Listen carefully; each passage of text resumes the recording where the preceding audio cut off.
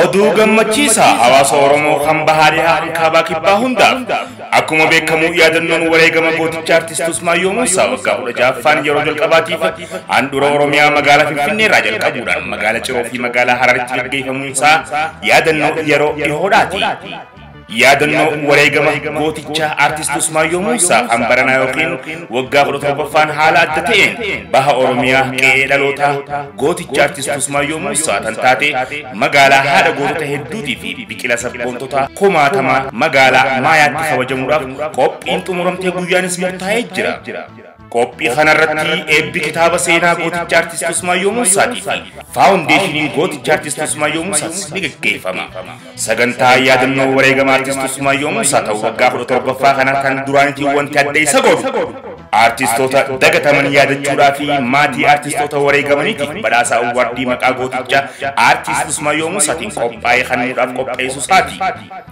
Sagantaa kanarratti wallistoonni Oromoo bebbeekamoon akka Yoosan Geetaa'u, Galaanaa Gaaromsaa, Saalihaa Saamii, Elemoo Ali, Andu'aalam Gosaa, Caalaa Bultumee, Leencoo Guddinaa, Leencoo Gammachuu, Hawwii Tamaam, Hawwii Tazarraa, Dinqiisaa Dabalaa, Sinashaw Dabalatee, Geetaachoo Hayilamaaraam, Sayyoo Dandaanaa, Gadaa Hamdaa, Ittiiqaa Tafarii, Shimallis Abbaaboo fi Kaamiloo Ali, Shaakkisoo Awwal Aadam Muhammad, Habtaamuu Lammuu fi Jireenyaa Shifarraa, Tazarraa yookiin Raastaa, Jiboo, Maal Kana Qofa, Guutuu Abarraa, Yoonis Abdullaahi, Falmataa Roorroo Suutee Bareentoo, Ammee Xiqqoo fi Daayit Taaddasaati, Ibraahim Sa'iid Faanis ni argaman jechuun yeroo isin ibsinu gammachuu guddaadhaani. Miidhagina sagantaa kanaatiif sabboontiittiin haati Oromootaa haati Caayaatis uffata aadaatiin nu babbareechuudhaaf qophii xumurtee jirti.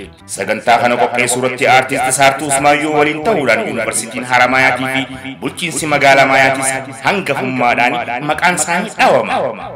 Iddoon sagantaan itti gaggeeffamtu magaalaa Maayaa kutaa magaalaa Awwadaay galma bulchiinsa magaalaa Maayaatti.